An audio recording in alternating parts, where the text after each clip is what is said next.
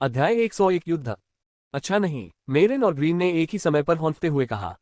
Screen से Zhao ने भी सब कुछ देखा। एक पल में ही उसने शिफ्ट को खतरे से बाहर निकाला और उसे ग्रीन के बगल में पहले से तय जगह पर रख दिया। लेकिन उसकी प्रतिक्रिया काफी तेज नहीं थी, इसलिए शिफ्ट को फिर भी कुछ चोटें आईं। अचानक तंबू से जादुई चेतावनी वाली रोशनी निकली और आकाश में फैल गई, जिससे पूरा शिविर जगमगा उठा। शिविर में सभी लोग जागने लगे। सबसे पहले 3 अग्रणी योद्धा जागे, जो तुरंत अपने तंबू से बाहर निकल भागे। उनके चेहरे हमेशा 1000 साल पुरानी बर्फ की तरह स्थिर रहते थे, लेकिन बाहर का नजारा देखकर उनके चेहरे का रंग बदलने लगा। पूरे शिविर की स्थिति पूरी तरह बदल गई थी। जिधर भी देखो 1000 से अधिक विशालकाय मरे हुए जीव दिखाई दे रहे थे। वे पागल भैंसों की तरह शिविर में इधर उधर भाग रहे थे। कई साधारण योद्धा अपने तंबू से बाहर निकलने से पहले ही मरे हुओं के हाथों कुचलकर मर गए, और जो समय रहते बाहर निकल पाए उन्हें भी मरे हुओं से लड़ना पड़ा, लेकिन जाहिर है वे उनके सामने टिक नहीं पाए। एक ही पल में 300 योद्धाओं में से 100 से भी कम जीवित बचे। तीनों अनुभवी योद्धा बेहद हैरान थे। ये मरे हुए जीव बेहद विषैले थे। एक साधारण योद्धा इनके स्पर्श मात्र से ही विषग्रस्त हो जाता। उन्हें विष के फैलाव को रोकने के लिए अपनी सारी युद्ध कला का इस्तेमाल करना पड़ा। अगर वे विष को रोकने में नाकाम रहते तो उनका शरीर तुरंत हरे रंग में सड़ने लगता और वे जमीन पर गिरकर मर जाते। उनके जवाबी हमले के दयनीय प्रयासों में 200 से अधिक योद्धा पहले ही मारे जा चुके थे, जिनमें से कुछ इस घातक विष के कारण मारे गए थे। तीनों अग्रिम पंक्ति के योद्धाओं को इस बात ने भी चिंतित कर दिया कि घाटी के चारों ओर हथियारों का घेरा बनाने के बावजूद उन्हें इन मरे हुओं के बारे में उनसे कोई चेतावनी नहीं मिली थी। हथियारे भी उनकी सहायता के लिए वापस नहीं लौटे थे। इससे उन्हें एक अशुभ आशंका हुई। जब वे वहां खड़े होकर जो कुछ उन्होंने देखा उससे स्तब्ध थे, तभी 2 नीले जल ड्रैगन सीधे उनकी ओर दौड़े। तीनों उन्नत योद्धा तुरंत संभले और फिर उन्होंने अपनी तलवारें निकाल लीं। उनकी तलवारें महाद्वीप पर पाई जाने वाली आम तलवारों जैसी नहीं थीं। वे रैपियर जैसी पतली और वार करने के लिए बनी थीं। आमतौर पर कुलीन लोग इन्हें कमर पर सजावट के तौर पर पहनते थे, लेकिन उन्नत योद्धाओं की ये तलवारें काफी अलग थीं। इनका ब्लेड काला था, लेकिन इसमें लाल रंग की झलक भी दिखाई देती थी। यह एक ऐसा हथियार था जो मानो जान लेने के लिए तैयार था। 3 उन्नत योद्धाओं में से 2 ने अपनी तलवारें चलाईं और अंततः जल ड्रैगन को मार गिराया। फिर वे सभी मेरिन की ओर दौड़े।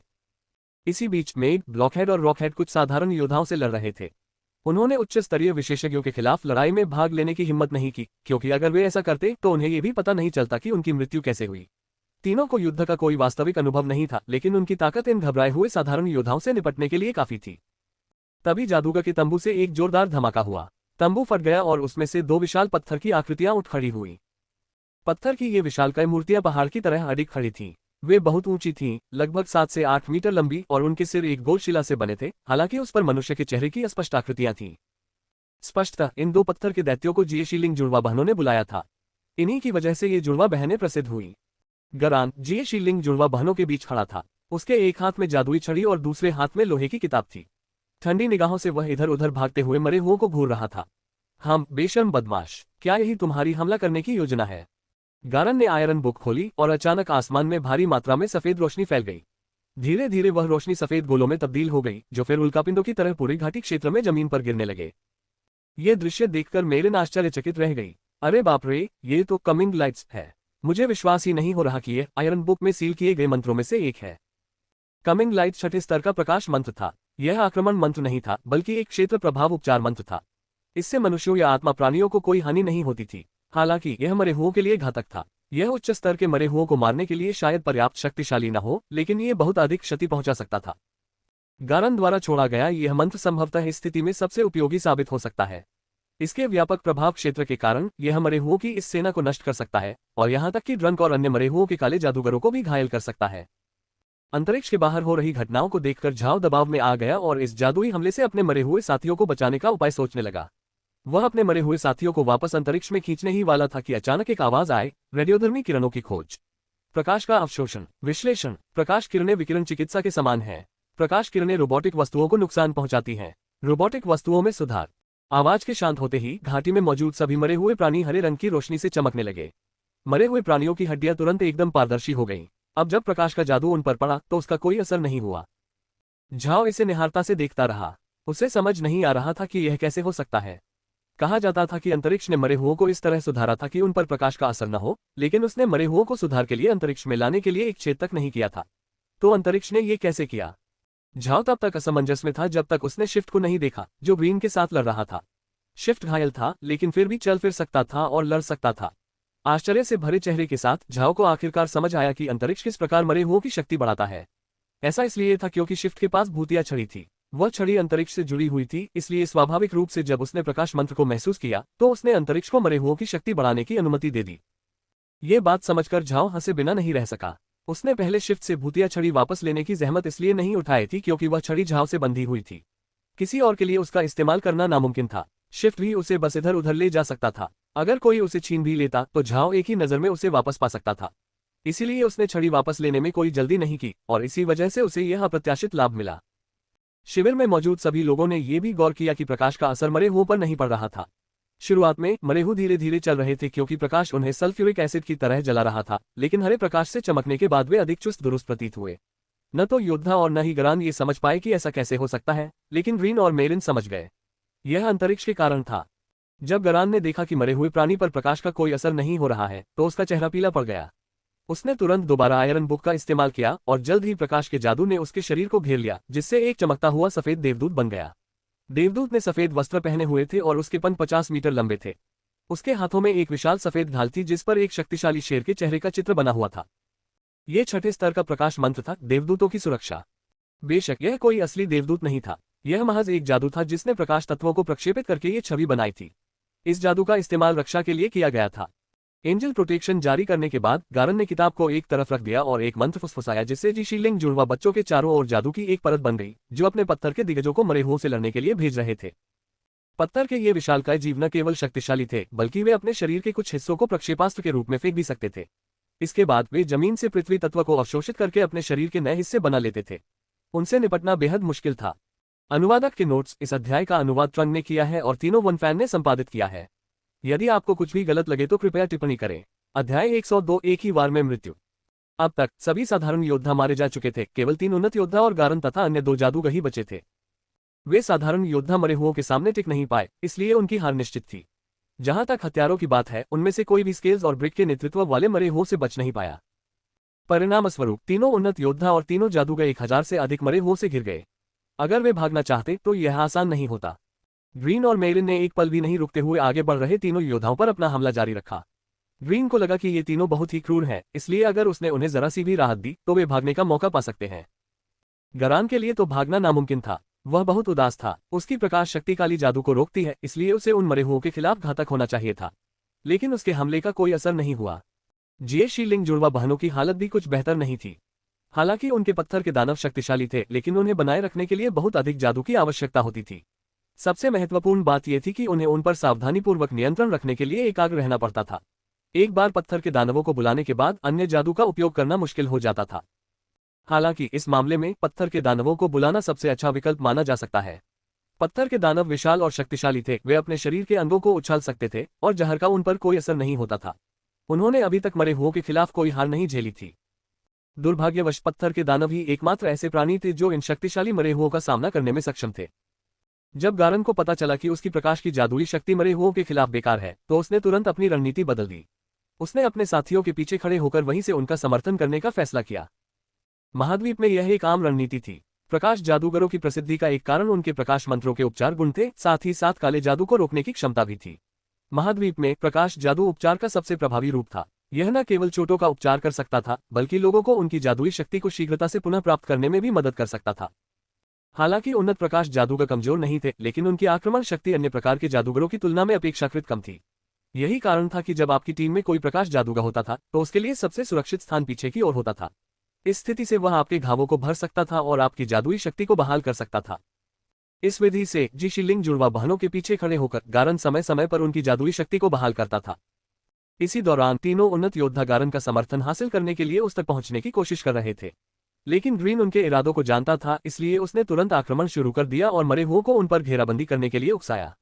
हालांकि मरे हुओं को ड्रंक के अधीन होना चाहिए था, लेकिन वे कम से कम इतने समझदार थे कि ग्रीन की हैसियत ड्रंक से भी कहीं ज्यादा थी, इसलिए मरे हुओं ने स्वाभाविक रूप से ग्रीन की बात मानी। ये सब तब हो रहा था जब झाओ चुपचाप बैठक कक्ष में बैठकर लड़ाई देख रहा था। उसे पता भी नहीं चला कि कमरे में एक ध्वनि सुनाई दी। तीनों उन्नत योद्धा एक कठिन लड़ाई लड़ रहे थे। उन्हें न केवल गारन का जादुई समर्थन नहीं मिला, बल्कि उन्हें ग्रीन और मेरिन जैसे 2 माहिर योद्धाओं का भी सामना करना पड़ रहा था। इसके अलावा वे मेग, ब्लॉकहेड, रॉकहेड, काले जादूगरों और मरे हुए सैनिकों की सेना से घिरे हुए थे। इतने लंबे समय तक उनका जीवित रहना किसी चमत्कार से कम नहीं था। ये तीनों बेहद शक्तिशाली योद्धा थे जिन्होंने कठोर प्रशिक्षण प्राप्त किया था। अगर ऐसा न होता तो शायद वे अब तक मारे जा चुके होते। फिर भी स्थिति खतरनाक थी। वे सभी घायल थे और उनके घावों में मरे हुओं के विष मौजूद थे। उन्हें विषों को दबाने के लिए अपनी मार्शल आर्ट का इस्तेमाल करना पड़ा, अन्यथा वे जहर से मर जाते। शरीर में मौजूद विषाक्त पदार्थों को दबाने पर ध्यान केंद्रित करने के कारण ही उनकी आक्रमण क्षमता इतनी कम हो गई थी। इसके अलावा 8वें स्तर के योद्धा और 8वें स्तर के जादूगर से लड़ना वैसे भी मुश्किल था, लेकिन मार्शल आर्ट में उनकी दक्षता के कारण ग्रीन और मेरिन के लिए उन्हें मारना इतना आसान नहीं होगा। यह सिलसिला तब तक चला जब तक शिफ्ट ने लड़ाई में हिस्सा नहीं लिया। शिफ्ट का मूल लक्ष्य गरान था, लेकिन इस समय गरान ने खुद को सुरक्षात्मक जादू से सुरक्षित कर लिया था। शिफ्ट की वर्तमान क्षमताओं के साथ उसके लिए उस जादू को भेदना और दोनों जादूगरों को पार करके गरान तक पहुंचना असंभव था। इसलिए उसे अपना लक्ष्य बदलकर 3 उन्नत योद्धाओं पर केंद्रित करना पड़ा। लेकिन उन्नत योद्धा भी कुछ इसी तरह की स्थिति में थे, जहां वे अपनी युद्ध कलाओं से खुद को बचा रहे थे। लेकिन समय बीतने के साथ शिफ्ट को पता था कि एक अवसर अवश्य आएगा। एक लंबी लड़ाई लड़ने और विष के प्रभाव को महसूस करने के बाद वे योद्धा अंततः अपनी सतर्कता कम कर देंगे। यही उसका मौका होगा। आखिरकार हथियारों के लिए सबसे महत्वपूर्ण कौशलों में से एक धैर्य भी था। एक अवसर तब आया जब मेरिन ने 3 उन्नत योद्धाओं की ओर एक जल ड्रैगन भेजा। 2 योद्धाओं ने जल ड्रैगन का स्वागत किया क्योंकि वे इसे भी पहले 2 की तरह तितर बितर करने की योजना बना रहे थे। बेशक इससे एक योद्धा कुछ क्षणों के लिए अकेला रह गया। इसी समय शिफ्ट अचानक हवा में प्रकट हुआ और उसने अपनी तलवार से आगे बढ़ रहे योद्धा पर वार कर दिया। पूरी रात लड़ने के बाद जाहिर है कि उन्नत योद्धा थक गया होगा और उसकी प्रतिक्रिया की गति धीमी हो गई होगी। जब तक उसने अपने पीछे शिफ्ट की आहट महसूस की तब तक बहुत देर हो चुकी थी। शिफ्ट की तलवार योद्धा के सिर को भेदते हुए उसके मुंह से बाहर निकल गई। उसकी मृत्यु हो गई। शिफ्ट ने तलवार नहीं निकाली, इसके बजाय उसने तलवार छोड़ दी और उसके हाथों से तीर निकलकर सीधे आगे बढ़े हुए 2 योद्धाओं की ओर चले गए। तीर फेंकने के बाद शिफ्ट जमीन पर लुढ़का और फिर सबके सामने से गायब हो गया। तब तक मृत योद्धा का शरीर जमीन पर गिर चुका था। 2 अन्य उन्नत योद्धा तीरों को रोकने में सफल रहे, लेकिन वे मेरिन के जल ड्रैगन को रोकने में नाकाम रहे, जिसने एक योद्धा को जमीन पर पटक दिया। इससे पहले कि वह उठ पाता, मरे हुओं ने उस पर हमला कर दिया और उसके टुकड़े टुकड़े कर दिए। अपने दोनों साथियों को मरा हुआ देखकर अंतिम अग्रिम योद्धा ने आकाश की ओर देखकर दहाड़ मारी। तलवार लहराते हुए वह ग्रीन की ओर दौड़ा, लेकिन इससे पहले कि वह एक कदम भी बढ़ा पाता, किसी काली चीज के विशाल पिंड ने उसे घेर लिया। ये काला जादू का मंत्र था, कैद करो। वह चिल्लाया और शराबी के जादू को तोड़ते हुए आगे बढ़ा, लेकिन तभी अचानक लड़खड़ा गया। उसने नीचे देखा, उसके पैर हरे रंग की गैस से उलझ गए थे। इससे उसका गुस्सा और बढ़ गया। वह जानता था कि यह निम्न स्तर का पवन मंत्र पवन रस्सी था। आमतौर पर वह ऐसे निम्न स्तर के जादू की परवाह नहीं करता क्योंकि यह उसे रोक नहीं सकता था, लेकिन उसे इस बात से चिढ़ थी कि इसने उसकी गति धीमी कर दी थी। उसने आसानी से पवन रस्सी तोड़ दी, लेकिन तभी मेरिन का फ्रॉस्ट सेबर स्टॉर्म मंत्र आ गया। यह एक उच्च स्तरीय मंत्र था जो पानी को बर्फ में बदल देता था, फिर उसे बवंडर में बदल देता था, जिससे एक भयानक तबाही मच जाती थी। योद्धा के चेहरे पर स्वाभाविक भाव परिवर्तन आ गया। वह जानता था कि यह जादू कितना शक्तिशाली है। जैसे जैसे ये जादू करीब आता गया, उसने अपनी तलवार से फ्रॉस्ट सेबर स्टॉर्म पर वार किया और उसे दूर भगाने की कोशिश की। हालांकि तूफान गायब नहीं हुआ, बल्कि थोड़ा कमजोर पड़ गया। फिर उस योद्धा ने एक ऐसी तकनीक का इस्तेमाल किया जिससे ऐसा प्रतीत हुआ मानो वह 5 तलवारों से लड़ रहा हो, और इसी की बदौलत वह फ्रॉस्ट सेबर स्टॉर्म को भेदने में कामयाब रहा। लेकिन जैसे ही तूफान टूटा, बिजली की तरह तेज किसी चीज ने उसके गले को भेद दिया। ग्रीन ने अपनी तलवार फेंकी, एक ही वार में मौत। अनुवादक के नोट्स। इस अध्याय का अनुवाद ट्रंग ने किया है और तीनों वन फैन ने संपादित किया है। यदि आपको कुछ भी गलत लगे तो कृपया टिप्पणी करें। अध्याय 103 में तुम्हें गोली मार डालूंगा। पलक झपकते ही तीनों अग्रिम पंक्ति के योद्धा मारे गए। उनकी मृत्यु होते ही सबका ध्यान गरान पर केंद्रित हो गया। गरान की हालत बहुत खराब थी और उसका चेहरा बदसूरत हो गया था। वह जानता था कि वह भाग नहीं पाएगा।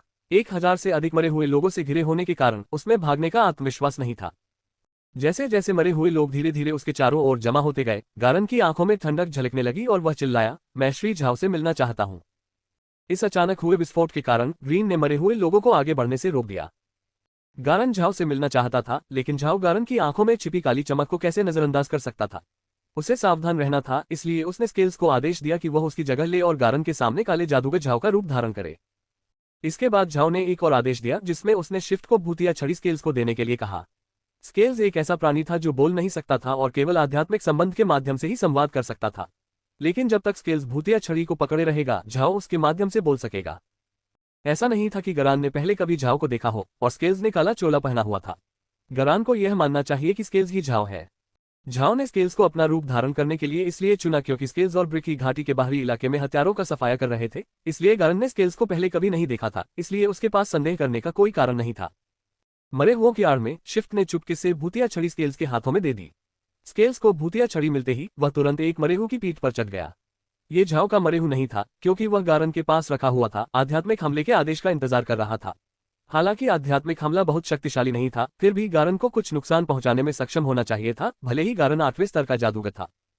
स्केल्स गारन की ओर बढ़ रहा था, तभी वह 30 मीटर की दूरी पर रुक गया।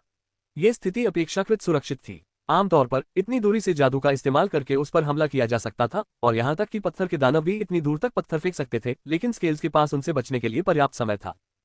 स्केल्स के पास आते ही ग्रीन ने देखा कि वह झाव नहीं, बल्कि स्केल्स उस मरे हुए प्राणी की पीठ पर खड़ा था। ग्रीन झाव को बचपन से जानता था, तो भला वह कैसे नहीं पहचान पाता कि यह झाव नहीं है। स्केल्स को झाव की जगह लेते देख ग्रीन को बहुत राहत मिली। वह इस बात से बहुत खुश था, क्योंकि इससे झाव की सुरक्षा सुनिश्चित हो जाती।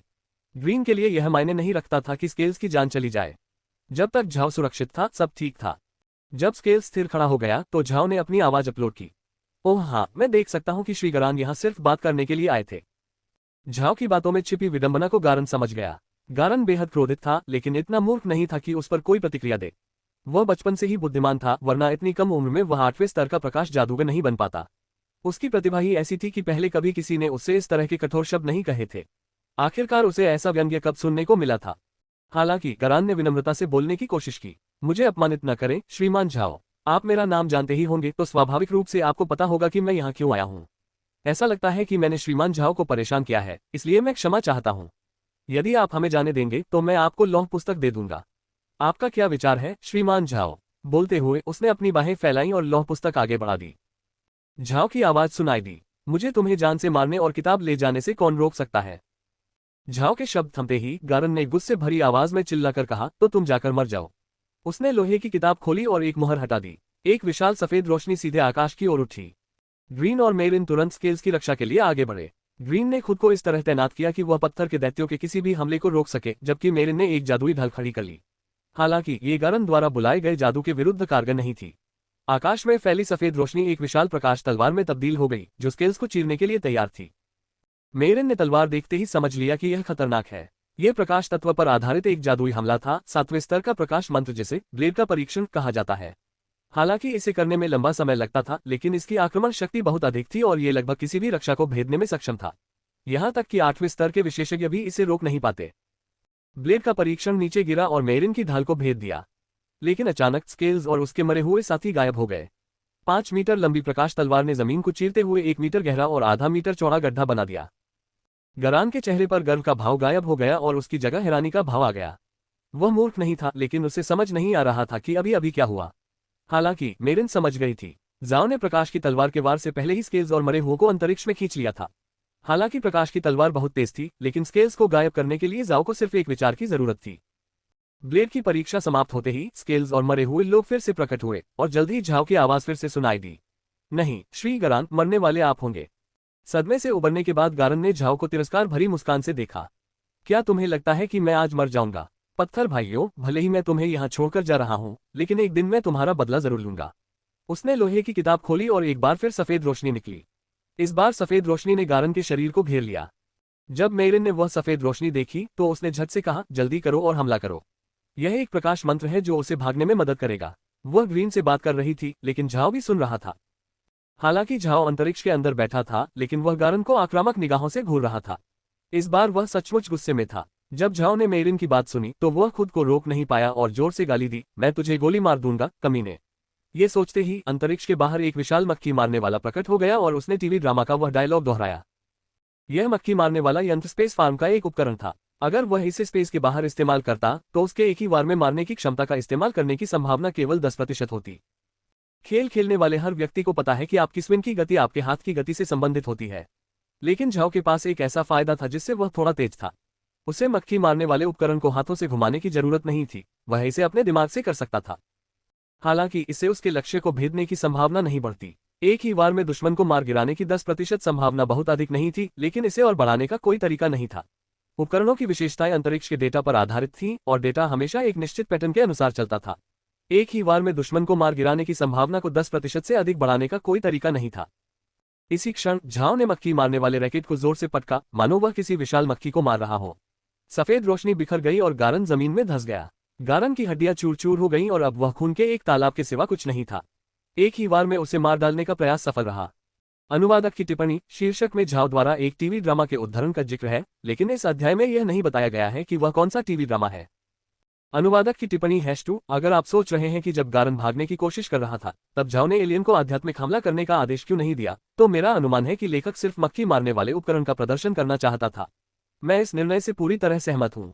अनुवादक की टिप्पणी #3 इस अध्याय का अनुवाद ट्रंग ने किया है और तीनों वन फैन ने संपादित किया है। यदि आपको कुछ भी गलत लगे तो कृपया टिप्पणी करें। अध्याय 104 अंतरिक्ष के आक्रमण को मजबूत बनाना। लगभग सभी लोग स्तब्ध रह गए। उन्होंने पहले कभी ऐसा हमला नहीं देखा था। हालांकि ग्रीन और बाकी सभी को समझ नहीं आया कि क्या हुआ, लेकिन वे झाओ की अजीबोगरीब क्षमताओं के प्रदर्शन के आदी हो चुके थे। लेकिन ये शीलिंग जुड़वा बच्चे इतने हैरान थे कि उन्हें पता ही नहीं चला कि शिफ्ट उनके करीब आ रहा है। वह मौके का इंतजार कर रहा था और जब उसने देखा कि जुड़वा बच्चे स्तब्ध हैं तो शिफ्ट ने तुरंत हमला कर दिया। वह ये शीलिंग जुड़वा बच्चों में से एक के पीछे प्रकट हुआ और चुपचाप अपनी तलवार से जादूगर को भेद दिया।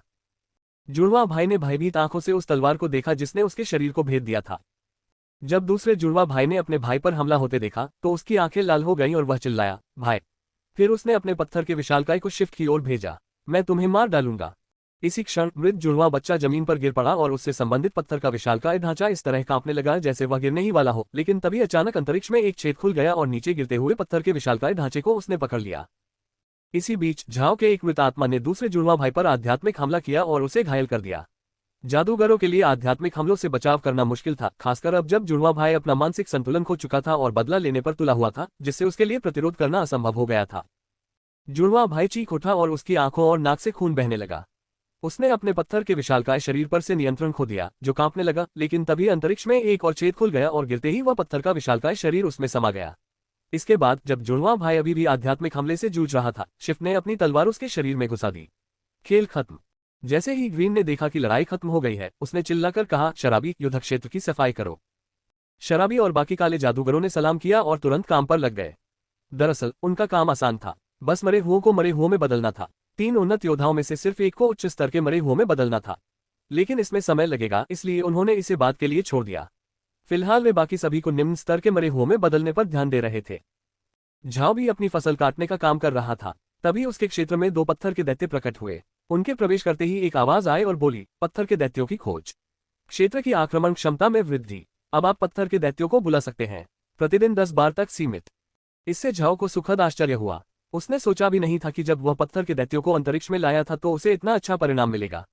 इससे पहले कि वह जश्न मना पाता, फिर से आवाज आए, विषैले पदार्थों से पत्थर के दैत्यों को मजबूत करना, फेंकने की क्षमता निकालना, रोबोटिक वस्तुओं में फेंकने की क्षमता जोड़ना। यह एक और आश्चर्य था। अंतरिक्ष ने मरे हुओं की आक्रमण शक्ति को और बढ़ा दिया, उन्हें फेंकने की क्षमता मिल गई। अब सवाल ये था कि वे अपने लंबी दूरी के हमलों के लिए किसका इस्तेमाल करेंगे। जिनके पास कांटे थे, क्या वे उन्हें फेंकेंगे? जिनके पास पंजे थे, क्या वे अपने पंजे फेंकेंगे? अचानक झाओ द्वारा अंतरिक्ष में लाया गया दूसरा पत्थर का दैत्य पीले प्रकाश से चमकने लगा, फिर धुंध में बदल गया और गायब हो गया। झाओ को इसकी परवाह नहीं थी, क्योंकि जे शीलिंग जुड़वा बहनों से प्राप्त पहला पत्थर का दैत्य बदलने लगा था। वह हरा और क्रिस्टल जैसा पारदर्शी हो गया, जिससे वह ऐसा लग रहा था मानो उसे जैद के एक विशाल टुकड़े से तराशा गया हो। अब वह पत्थर का दैत्य अधिक मानवीय प्रतीत हो रहा था। उसका सिर वास्तव में एक विशाल खोपड़ी जैसा दिख रहा था। बेशक उसकी आंखों में मरे हुए जैसी आत्मा की अग्नि नहीं थी, वह बस एक साधारण विशाल पत्थर की खोपड़ी थी। एक पत्थर का दैत्य जो 8 मीटर ऊंचा हो और एक विशाल खोपड़ी के साथ आपकी ओर देख रहा हो, आपको कैसा लगेगा? झाओ ने पत्थर के उस विशालकाय ढांचे को छिपाया नहीं, बल्कि उसे एक तरफ खड़ा कर दिया। अंतरिक्ष में मौजूद गुलाम भयभीत लग रहे थे, लेकिन वे जानते थे कि इस विशाल वस्तु को झाओ ने ही बुलाया है, इसलिए हालांकि उनमें थोड़ी घबराहट थी, लेकिन उनमें थोड़ी जिज्ञासा भी थी। तभी झाओ को आड़ू की मीठी खुशबू आई। उसने मुड़कर देखा कि यह खुशबू कहाँ से आ रही है। ऐसा लग रहा था मानो हर आड़ू के पेड़ ने एक गांठ बना ली हो और हर गांठ से एक जादुई आड़ू उगा हो जो बास्केटबॉल के आकार का था। जादुई आड़ू प्रकाश से जगमगा रहा था और उसकी त्वचा गुलाबी और नाजुक लग रही थी, मानो एक स्पर्श से ही टूट जाए। 2 पके हुए जादुई आड़ुओं को देखकर झाओ प्रसन्न हो उठा। उसे याद आया कि अंतरिक्ष में एक ध्वनि सुनाई दी थी, लेकिन उस समय उसने उस पर ध्यान नहीं दिया क्योंकि वह बाहर चल रहे युद्ध पर ध्यान दे रहा था। एक विचार के साथ ही दोनों आड़ू तोड़ लिए गए। जैसे ही वे उसके हाथों में आए, वे तुरंत छोटे हो गए, हालांकि वे अभी बहुत सुंदर दिख रहे थे। आड़ू भारी लग रहे थे, लेकिन उनकी सबसे खास बात उनकी मुलायम और आटे जैसी बनावट थी। हालांकि उसने अभी तक उन्हें खाया नहीं था, लेकिन वह समझ गया था कि वे बहुत मीठे होंगे, खासकर उनकी खुशबू से। झाओ ने आड़ू को धीरे से दबाया, लेकिन उसने पाया कि हालांकि आड़ू का छिलका पतला दिख रहा था, वे बहुत लचीले थे। उन्हें कुछ बार दबाने पर भी वे बिल्कुल नहीं टूटे। आड़ुओं की जांच करने के बाद झाओ ने उन्हें स्थानिक खलिहान में फेंक दिया, फिर वह ये देखने के लिए मुड़ गया कि और क्या करने की आवश्यकता है। झाओ ने अचानक गर्म पानी के झरनों में कुछ खास देखा। वह पास गया और देखा कि पहले छोटी छोटी लाल मछलियां 20 सेंटीमीटर से भी अधिक लंबी हो गई थीं, साथ ही उनका लाल रंग और भी चमकीला हो गया था, जो आग की तरह दिख रहा था। समस्या बस इतनी थी कि वे वहीं बेजान पड़े थे। झाओ हैरान रह गया। उसने पानी का तापमान जांचा, लेकिन झरने का पानी अभी भी गर्म था। फिर उसने लाल पौधों को देखा, लेकिन उनकी संख्या पहले से कम नहीं थी, इसलिए चारे की कोई कमी नहीं थी। तो फिर हुआ क्या? वह असमंजस में था, तभी उसे पके हुए जादुई आड़ू याद आए। झाओ ने अपना सिर पीट लिया। वह पहले लड़ाई पर इतना ध्यान दे रहा था कि उसे कुछ और दिखाई ही नहीं दिया, यहाँ तक कि अंतरिक्ष में गूंजने वाली वह ध्वनि भी नहीं जो उसे बता रही थी कि अग्नि मछलियां परिपक्व हो चुकी हैं। उसके दिमाग में जो जानकारी आई थी, उससे उसे याद आया कि जब अग्नि मछली परिपक्व हो जाती है तो वे गर्म झरनों के बीच में जाकर स्थिर हो जाती हैं। और वाकई ये मछलियां गर्म झरनों के बीच में पेड़ की जड़ की तरह स्थिर पड़ी थीं। धतेरे की, मुझे वो घंटी बजने की आवाज सुन लेनी चाहिए थी। झाओ ने अपना सिर पीट लिया। समस्या समझ में आने पर उसे राहत मिली। एक ही विचार से सारी फायरफिश अंडे देने लगी। अंतरिक्ष के आंकड़ों के अनुसार चाहे मछलियां नर हो या मादा, अंतरिक्ष के अंदर पहुंचने पर वे सभी प्रजनन करेगी।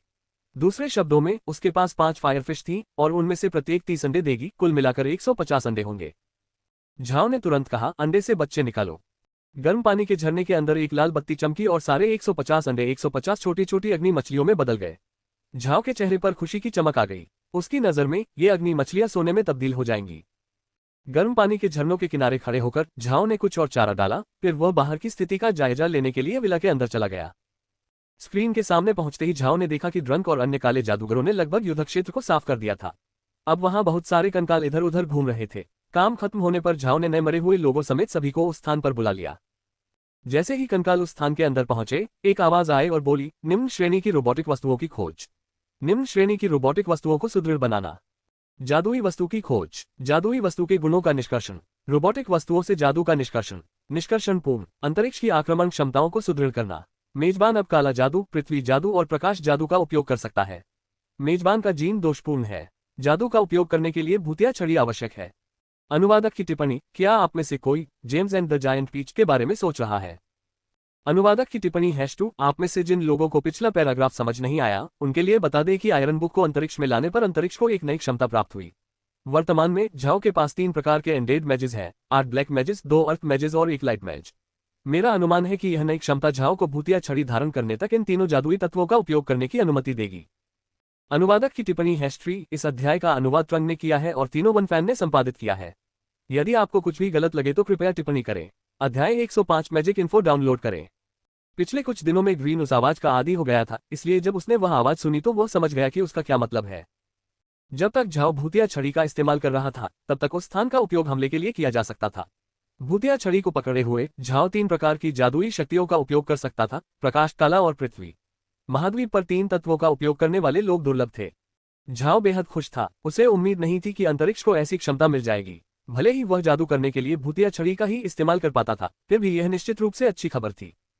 ग्रीन तेजी से झाओ की ओर बढ़ा। गुरुजी, क्या उस आवाज ने सचमुच कहा था कि आप जादू कर सकते हैं? झाओ मुस्कुराया और सिर हिलाया। हाँ, यही लिखा था। वह हंसा। आज से इस भूतिया छड़ी की मदद से मैं प्रकाश जादू, काला जादू और पृथ्वी जादू का उपयोग कर पाऊंगा। ग्रीन ने ताली बजाई और हंस पड़ा। वाह, ये तो वाकई बहुत बढ़िया है। इससे मास्टर की सुरक्षा सुनिश्चित हो जाएगी। खबर सुनते ही मेरिन और बाकी सब लोग उत्साह से भर उठे। ये बहुत महत्वपूर्ण था। वे हमेशा झाओ की सुरक्षा को लेकर चिंतित रहते थे, लेकिन अब जब झाओ को यह नई क्षमता मिल गई थी, तो उसकी सुरक्षा लगभग सुनिश्चित हो गई थी। सभी को देखते हुए झाओ ने हल्की सी हंसी दी, फिर उसने पूछा, दादाजी ग्रीन, क्या आपने उन्नत स्तर के योद्धाओं में से किसी एक को मरे हुए में बदल दिया है? ग्रीन ने सिर हिलाया। नहीं, अभी नहीं। ड्रंक ने कहा था कि इसमें बहुत समय लगेगा और वे अभी तक इस पर काम नहीं कर पाए हैं क्योंकि वे बहुत व्यस्त थे। झाओ ने सिर हिलाया, फिर उसे कुछ सूझा। दादाजी ग्रीन, मुझे लगता है कि इस बार मुझे उस उन्नत योद्धा को उच्च स्तरीय एंडेड में बदलने की कोशिश करनी चाहिए। मुझे बस भूतिया छड़ी का इस्तेमाल करना है। ग्रीन ने एक पल सोचा, फिर सिर हिलाया। झाओ ने कुछ नहीं कहा, बस हाथ हिलाकर स्केल्स को पास आने और उसे भूतिया छड़ी देने का इशारा किया। जैसे ही झाओ ने भूतिया छड़ी को पकड़ा, तुरंत ही एक सफेद रोशनी छड़ी से निकली और झाओ के सिर में समा गई। एक पल के लिए झाओ के सिर के चारों ओर प्रकाश का प्रभामंडल छा गया क्योंकि बहुत सारी जानकारी उसके दिमाग में डाउनलोड हो गई थी। जैसे ही उजाला छटा, झाओ समझ गया कि अब आगे क्या करना है। दादाजी ग्रीन, मुझे अपने कमरे में जाकर सोना है। आप उन लाशों का ध्यान रखिए। जब मैं उठूंगा तब मैं उन्हें संभाल लूंगा। किसी से बात किए बिना झाओ तुरंत ऊपर चला गया। हालांकि ग्रीन को समझ नहीं आ रहा था कि झाओ क्या कर रहा है, लेकिन वह जानता था कि उसे उस सफेद रोशनी के बारे में चिंता नहीं करनी चाहिए। मेघ ग्रीन के पास से दौड़कर झाओ के पीछे पीछे ऊपर चली गई। उन दोनों को देखकर ग्रीन थोड़ा चिंतित था, लेकिन उसने कुछ नहीं कहा। उसने ड्रंक को लाशों को विला के पिछले कमरों में ले जाने का आदेश दिया। यह आदेश देने के बाद ग्रीन ने पत्थर के विशालकाय ढांचे पर एक नजर डाली। वह विशालकाय ढांचा वहां स्थिर खड़ा था। बाहर से देखने पर वह बिल्कुल अलग दिख रहा था, लेकिन ग्रीन जानता था कि यह अंतरिक्ष की शक्ति के कारण ही होगा। हालांकि ग्रीन यह नहीं समझ पा रहा था कि अंतरिक्ष ये कैसे करता है, लेकिन वह जानता था कि अंतरिक्ष अक्सर कुछ चीजों के लाभ छीनकर उन्हें दूसरों को दे देता है। यह अंतरिक्ष की एक बहुत ही शक्तिशाली विशेषता थी। पत्थर के विशालकाय पुतले का निरीक्षण करने के बाद ग्रीन ने चारों ओर देखा कि और क्या नया है। तभी उसकी नजर गर्म पानी के झरनों और जादुई आड़ू के पेड़ों पर पड़ी। जब सब लोग लड़ने के लिए निकले थे तब पेड़ों पर छोटे छोटे कच्चे जादुई आड़ू लगे थे और गर्म पानी के झरनों में केवल 5 छोटी अग्नि मछलियां थीं। लेकिन अब जादुई आड़ू गायब हो गए थे और छोटी अग्नि मछलियों की संख्या बहुत बढ़ गई थी। ग्रीन ने अनुमान लगाया कि जादुई आड़ू पक गए होंगे और उन्हें तोड़ लिया गया होगा और अग्नि मछलियों ने बहुत सारे अंडे दिए होंगे। ग्रीन उत्साह से भर उठा। ये अग्नि मछलियां बुडा कबीले के लिए आय का एक बड़ा स्रोत बनेंगी और जादुई आड़ू उन्हें युद्ध में इस्तेमाल होने वाले पालतू जानवर प्राप्त करने में सक्षम बनाएंगे, जो विशेषज्ञों के बीच बेहद वांछनीय था। ग्रीन ने चारों ओर देखा और डेजी और एन को पाया, फिर उन्हें अपने पास बुलाया। वे जल्दी से ग्रीन की ओर बढ़ी, लेकिन वे घबराई हुई थीं। हालांकि झाओ ने उनकी स्थिति बहाल कर दी थी और वे अब गुलाम नहीं थीं, फिर भी वे ग्रीन के प्रति जरा सा भी अनादर दिखाने की हिम्मत नहीं कर पा रही थीं। ग्रीन ने उन दोनों को देखा और मुस्कुराया। घबराने की कोई जरूरत नहीं है, मैं बस ये पूछना चाहता हूं कि क्या छोटे मालिक ने जादुई आड़ू तोड़ लिए? उसने जादुई आड़ू के पेड़ों की ओर इशारा किया।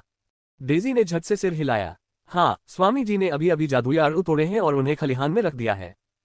ग्रीन बहुत खुश हुआ। तुम दोनों ने खूब मेहनत की है। निश्चिंत रहो, मैं तुम्हारे इस परिश्रम के बारे में युवा मालिक को बता दूंगा और वह तुम्हें जरूर पुरस्कृत करेगा।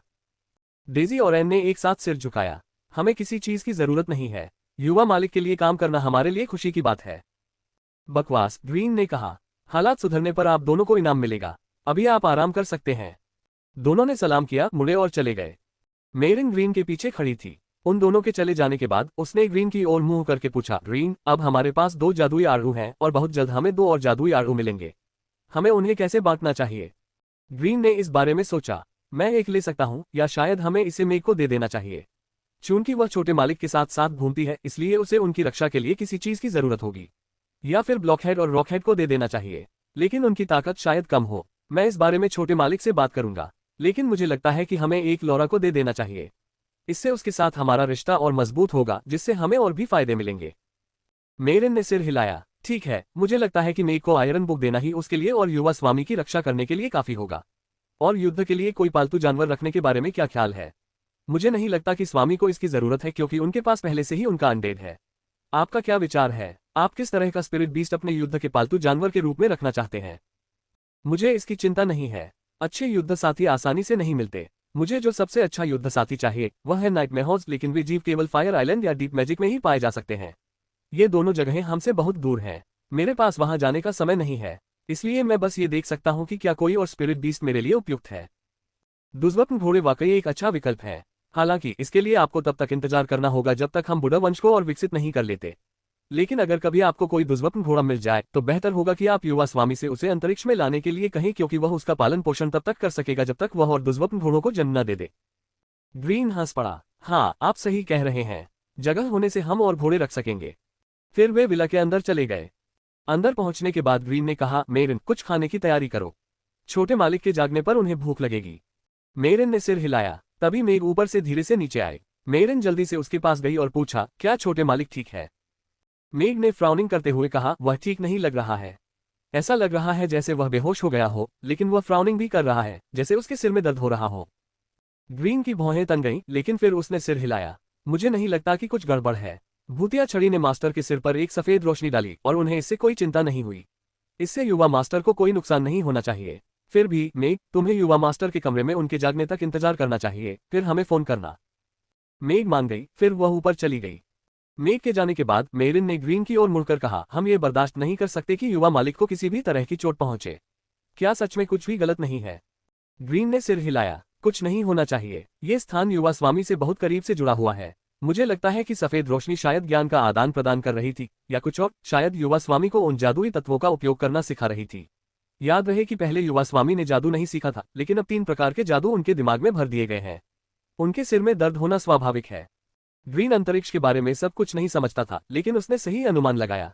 ये सच था, झाओ ने पहले कभी जादू का अध्ययन नहीं किया था, लेकिन अब अंतरिक्ष द्वारा जादू से संबंधित यह सारा डेटा डिजिटाइज करके उसके दिमाग में डाउनलोड कर दिया गया था। अब झाओ को वह सीखने में 1 दिन से भी कम समय लगता था, जिसमें सामान्यतः वर्षों लग जाते। अनुवादक की टिप्पणी, इसका अनुवाद वास्तव में इनपुट के रूप में किया गया था, लेकिन मैंने इसे डाउनलोड में बदल दिया है।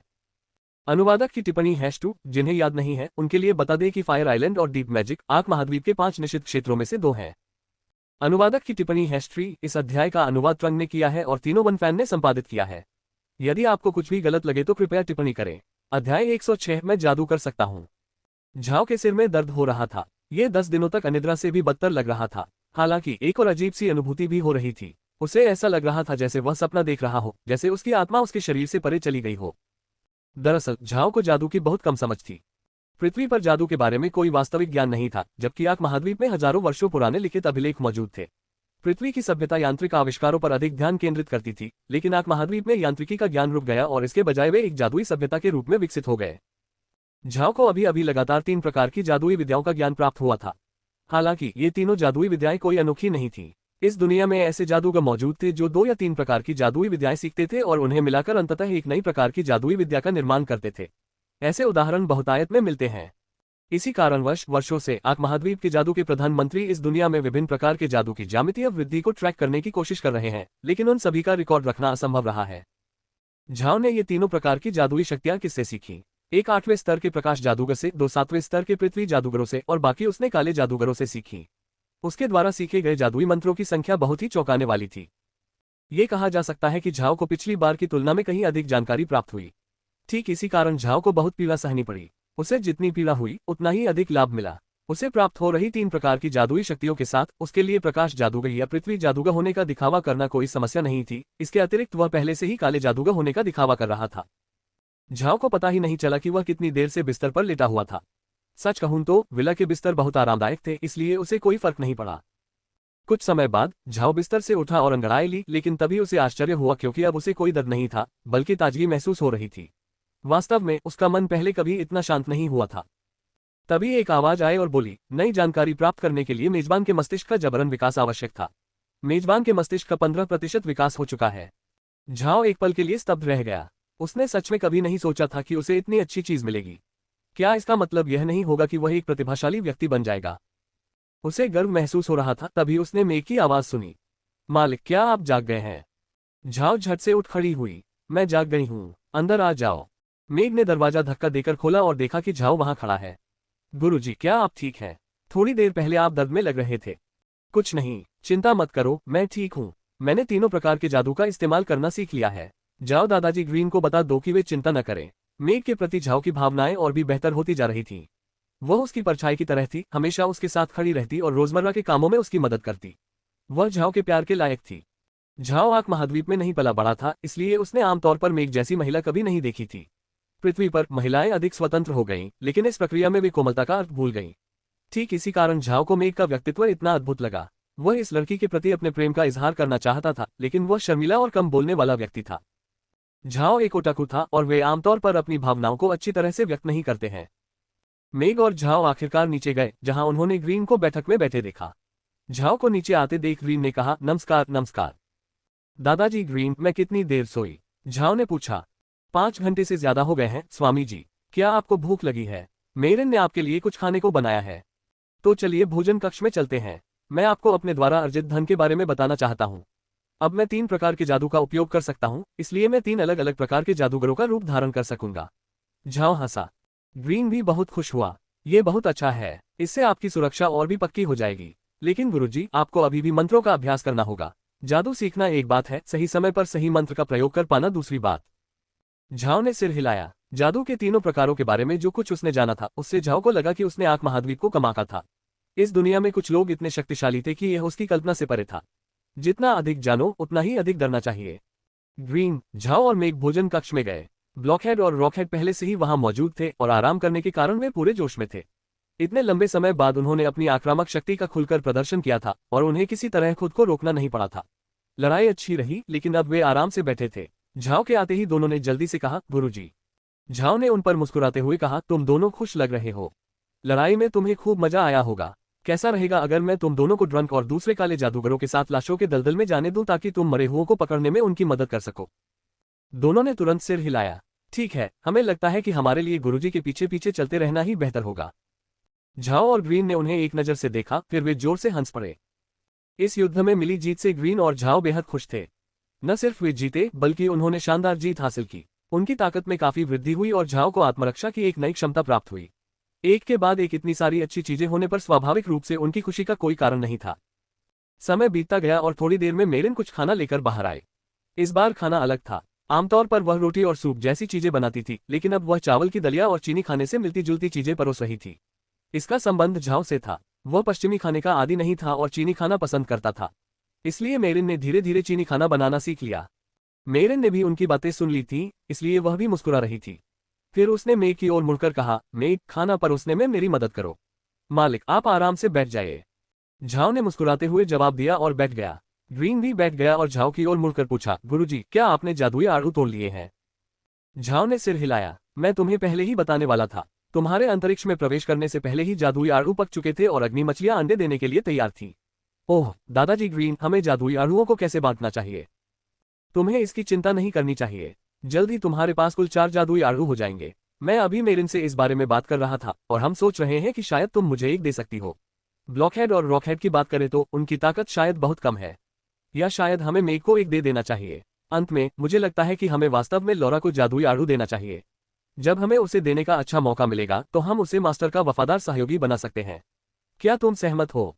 झाओ ने इस बारे में सोचा। मुझे लौरा को जादुई आड़ू देने में कोई समस्या नहीं दिखती, लेकिन हम इन्हें किसी और को नहीं दे सकते। अगर लोगों को पता चल गया कि हमारे पास ये जादुई आड़ू हैं, तो हमें ये भी याद नहीं रहेगा कि हमारी मौत कैसे हुई।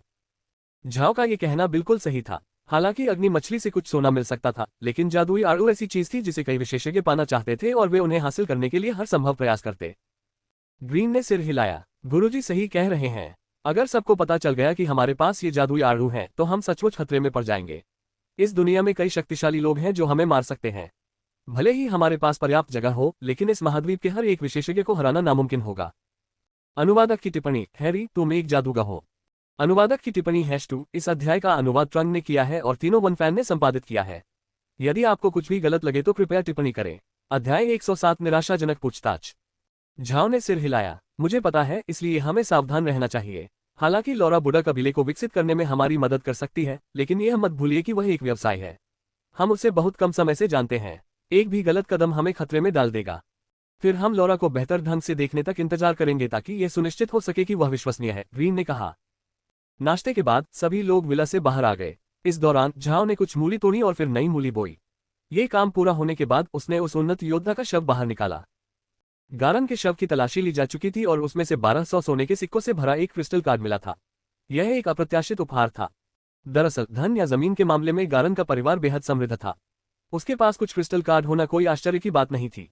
ये कार्ड रक्त पहचान विधि का उपयोग करते हैं। कार्ड मिलते ही आपके रक्त की एक बूंद पासवर्ड की तरह काम करती है, जिससे पता चलता है कि आप ही कार्ड के मालिक हैं। केवल आप ही कार्ड से पैसे निकाल सकते हैं। किसी और के पास कार्ड होना अस्वीकार्य था। हालांकि गारन अंततः अपने मरे हुए रूप में पहुंच गया। झाओ कार्ड से पैसे निकालने में असमर्थ रहा। फिर भी वह कार्ड को फेंकना नहीं चाहता था, इसलिए क्रिस्टल कार्ड को स्थानिक खलिहान में रख दिया गया। अब काम शुरू करने का समय आ गया था। झाओ ने उन्नत योद्धा के शरीर के चारों ओर भूतिया छड़ी घुमाना शुरू किया, जिससे शव के चारों ओर काले धुएं का एक बादल छा गया। यह उस काले धुएं से अलग था जिसने ड्रंक को, उस हत्यारे को, निम्न स्तर के मरे हुए प्राणी में बदल दिया था। इस काले धुएं में हल्की बिजली की टिमटिमाती रोशनी थी। भूतिया छड़ी का उपयोग करने का एक लाभ यह था कि इसमें मंत्रोच्चार की कोई आवश्यकता नहीं थी। झाओ के लिए केवल ये तय करना ही पर्याप्त था कि कौन सा मंत्र पढ़ना है। कुछ क्षण बाद काली गैस फैल गई, फिर आवाज आए और बोली, उच्च श्रेणी के रोबोटिक ऑब्जेक्ट में रूपांतरण सफल रहा। विषाक्त पदार्थों से सुदृढ़ीकरण, लंबी दूरी की आक्रमण क्षमताओं से सुदृढ़ीकरण। उस आवाज के बाद जमीन पर पड़ा कंकाल अंतरिक्ष में मौजूद अन्य मृतकों से अलग नहीं लग रहा था। उसे ध्यान से देखते हुए झाओ ने कहा, उठो, तुम्हारा नाम क्या है? मरे हुओं ने उठकर प्रणाम किया। स्वामी, मेरा नाम छायाहीन रात्रि है। आप किस संगठन से जुड़े हैं? आपका नेता कौन है? झाओ ने पूछा। मास्टर, मैं नाइट असैसिन्स हाउस से संबंध रखता हूं, जिसका नेतृत्व किल शैडो के नाम से जाना जाता है। लेकिन आर्क महाद्वीप में इस संगठन की एक और पहचान है। इसे नाइट शैडो भाड़े के सैनिकों के समूह के रूप में भी जाना जाता है। झाओ ने सिर हिलाया और फिर तुरंत पूछा, आप जिस संगठन से जुड़े हैं उसका मुख्यालय कहाँ है? शैडोलेस नाइट ने सिर हिलाया। गुरुजी, मुझे नहीं पता। समूह के सदस्यों को गोद लेकर पाला पोसा जाता है और फिर प्रशिक्षण दिया जाता है। हम बस नेता के आदेश का पालन करते हैं। आखिर में मुझे नहीं पता कि मुख्यालय कहाँ है। झाओ को निराशा महसूस हुई। अगर आपको यह नहीं पता कि आपका मुख्यालय कहाँ है, तो आप पूरा करने के लिए कोई कार्य कैसे चुनेंगे? संगठन के मुखिया हमें बस निर्देश देते हैं। हम अवज्ञा करने या सवाल पूछने की हिम्मत नहीं करते, अन्यथा हमें बिना किसी बचने के मौके के मौत की सजा सुना दी जाएगी। झाओ ने गहरी सांस ली। शैडोलेस नाइट एक ऐसा योद्धा था जिसने अनगिनत रक्तपात और मृत्यु का सामना किया था और 7वें स्तर के योद्धा के बराबर शक्ति प्राप्त कर ली थी, फिर भी यह संगठन चाहे तो उसे आसानी से मार सकता था। आखिर यह संगठन कितना शक्तिशाली था? इस संगठन में कुल कितने लोग हैं और वे कितने शक्तिशाली हैं? झाओ ने तुरंत पूछा। संगठन में मैं स्वर्ण स्तर का हत्यारा कहलाता हूँ। संगठन में मेरे जैसे 50 लोग हैं। उच्च स्तर के लोग क्रिस्टल स्तर के हत्यारे कहलाते हैं, जिनकी संख्या लगभग 5 है। निचले स्तर के बाकी लोग रजत स्तर के हत्यारे हैं और उनकी संख्या बहुत अधिक है, लगभग 600। अंत में मुझे ठीक से नहीं पता कि संगठन में कुल कितने लोग हैं। सबसे निचले स्तर पर कांस्य स्तर के हत्यारे हैं, लेकिन वे सबसे आम हत्यारों में से हैं, यहाँ तक कि 5वें स्तर के योद्धाओं से भी कमजोर। ग्रीन और झाओ के चेहरे बदल गए। उन्हें उम्मीद नहीं थी कि जिस संगठन का वे सामना कर रहे थे वह इतना शक्तिशाली होगा। उनके पास 50 ऐसे लोग थे जो शैडोलेस नाइट जितने ही ताकतवर थे और उनसे भी कहीं अधिक शक्तिशाली विशेषज्ञ थे। उनका दुश्मन सचमुच एक राक्षस था। इस लड़ाई में झाओ और बाकी सभी लोग इतनी ताकतवर दुश्मन का सामना सिर्फ इसलिए कर पाए क्योंकि उन्होंने अपने 3 साथियों और कुछ भाड़े के सैनिकों को ही भेजा था। अगर दुश्मन अपनी पूरी सेना भेज देते तो क्या होता? क्या बुरा कबीला हत्यारों के इतने बड़े समूह का मुकाबला कर पाता? झाओ ने बाद में इस बारे में सोचने का फैसला किया और फिर पूछा, गारन के बारे में क्या? परसेल कबीले के साथ उसका क्या रिश्ता है? शैडोलेस नाइट ने अपना सिर हिलाया। कोई संबंध नहीं है। जब हमें नेता से यह कार्य मिला तो हमने गरान को आपसे निपटने के लिए नियुक्त किया, स्वामी। झाओ निराशा में आह भरे बिना नहीं रह सका। शैडोलेस नाइट की बातों से तो यही लगता है कि गारन महज एक मोहरा था जिसने परसेल कबीले से संबंध होने का दिखावा किया था। दुर्भाग्य से इस लड़ाई के लिए उसे चुनना सही फैसला था, क्योंकि प्रकाश जादू एक काले जादूगर से लड़ने में कारगर साबित होता। अगर अंतरिक्ष के कारण मरे हुए लोग उसके प्रकाश मंत्रों से अप्रभावित न होते तो शायद वे जीत न पाते। ये सोचते हुए झाओ ने हाथ हिलाया और तीनों जादूगरों के कंकाल प्रकट कर दिए। जब गारन और जिएशी लिंग जुड़वां बच्चे प्रकट हुए तो झाओ और ग्रीन एक पल के लिए आश्चर्यचकित रह गए। ये तीनों मरे हुए जादूगर उनकी अपेक्षा से बिल्कुल अलग थे। अंतरिक्ष में मौजूद अन्य मरे हुओं से गैरान बिल्कुल अलग था। उसका कंकाल लगभग पारदर्शी सफेद रंग का था, मानो उसे शुद्ध हीरे से तराशा गया हो। उससे एक पवित्र अनुभूति होती थी। एक कंकाल लोगों को पवित्रता का एहसास कैसे दिला सकता है? ये तो बहुत अजीब है ना? झाओ और ग्रीन मन ही मन यही सोच रहे थे। फिर उन्होंने मरे हुए जिएशी लिंग जुड़वा भाइयों को देखा। ये दोनों भाई भी अंतरिक्ष में मौजूद अन्य मरे हुए लोगों से अलग थे। उनके कंकालों में एक पीलापन था, मानो वे किसी क्रिस्टल जैसे साफ पीले पन्ना से बने हों। ये बेहद खूबसूरत था, फिर भी पहाड़ की तरह शांत होने का एहसास दिलाता था। अब जब झाओ ने इस बारे में सोचा तो शैडोलेस नाइट नामक उस मरे हुए प्राणी में भी अंतरिक्ष में मौजूद अन्य मरे हुए प्राणियों से एक अलग ही एहसास था। भले ही उसका कंकाल एक जैसा दिखता था, फिर भी उससे एक ठंडक और अत्यधिक खतरे का आभास होता था, मानो अंधेरे में कोई सांप घात लगाए बैठा हो। यह एहसास इतना स्पष्ट नहीं था और इस महाद्वीप में केवल शक्तिशाली लोग ही अपनी आभा को छिपा सकते थे। यह इस बात का प्रमाण था कि शैडोलेस नाइट कितना शक्तिशाली था, भले ही अब वह केवल एक मृत कंकाल मात्र था। दरअसल जब कोई व्यक्ति अनडेड बन जाता है तो उसकी ताकत स्वाभाविक रूप से कमजोर हो जाती है। जैसे कि गारन, जो मूल रूप से 8वें स्तर पर था लेकिन 6ठे स्तर पर अनडेड बन गया। हालांकि अंतरिक्ष के प्रभाव से मजबूत होने के कारण ये कहा जा सकता है कि वह 7वें स्तर के किसी व्यक्ति से कंधा मिलाकर लड़ सकता था। झाओ ने गारन से कुछ और सवाल पूछे, लेकिन नतीजा वही निकला जो झाओ द्वारा शिफ्ट से सवाल पूछने पर निकला था। गारन के पास अभी भी उसकी शक्तियां थीं, लेकिन वह अपने जीवित रहने के समय की सारी यादें खो चुका था। निराश होकर झाओ ने आह भरी और फिर गारन को स्थानिक खलिहान के अंदर रख दिया।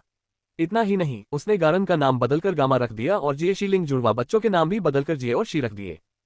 उस भाड़े की सेना के नेता योद्धा को झाओ ने उस सेना का नेतृत्व जारी रखने की अनुमति दी जो अब मरे हुए सैनिकों से भरी हुई थी, साथ ही दलदली इलाके से आए मरे हुए सैनिकों की सेना का भी।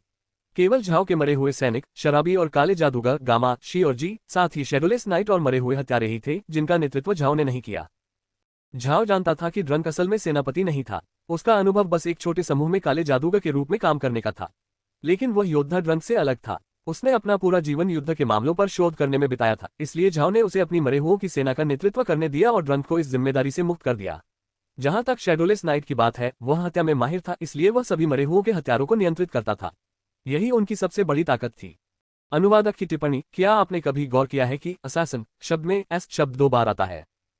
अनुवादक की टिप्पणी #2 इस अध्याय का अनुवाद ट्रंग ने किया है और तीनों वन फैन ने संपादित किया है। यदि आपको कुछ भी गलत लगे तो कृपया टिप्पणी करें। अध्याय 108 परेशान करने वाली दुनिया। अंतरिक्ष में सारा काम खत्म करने के बाद आयरन माउंटेन महल जाने का समय आ गया था।